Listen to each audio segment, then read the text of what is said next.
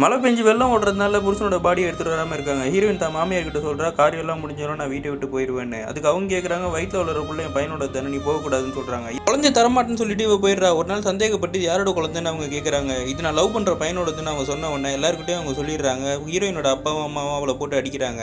இப்பயாவது என்ன நிம்மதியாக வாழ விடுங்கன்னு சொல்லி ஹீரோயின் அழுகுறா. புருஷனோட பாடி வந்தோடனே சந்தேகப்பட்டு மெடிக்கல் ரிப்போர்ட்ஸ் எல்லாம் எடுத்து பார்க்குறா. அதில் அவனுக்கு ஆல்ரெடி தலையில் அடிபட்டு தலையில் கட்டி இருந்திருக்கு. இது தெரியாம தான் மறைச்சு இவளை கல்யாணம் பண்ணி வச்சிருந்திருக்காங்க. மாமியார் கிட்ட போய் கேட்கும்போது இது ஆல்ரெடி உங்க அம்மா அப்பா கிட்ட சொல்லிட்டேன்னு அவ சொல்றாங்க. ஹீரோயினோட அம்மா தான் இந்த விஷயத்தெல்லாம் மறைச்சு அவளுக்கு கல்யாணம் பண்ணி வச்சிருந்திருப்பாங்க. இந்த விஷயம் மாமியாருக்கு தெரிஞ்ச உடனே இந்த காரியம் எல்லாம் முடிஞ்ச உடனே நீ லவ் பண்ற பையன் கூடயே போயிருன்னு சொல்லி அவங்க சொல்றாங்க. அப்புறம் நான் சொல்றேன், இவ்வளவு நாள் உடம்பு முடியாதவனை பார்த்துட்டு இந்த வீடை எழுதி வாங்கன்னு சொல்றாங்க. அவங்க வாண்டடா இந்த வீடை எழுதி தரேன்னு சொல்றாங்க. இவங்க முதல்ல வேணான்னு சொல்லிடுறா. அதுக்கப்புறம் குழந்தைக்காக அவங்க செயினையும் ட்ரெஸ்ஸையும் கொடுக்குறாங்க. அதை பார்த்தவொடனே ரொம்ப ஃபீல் பண்றா.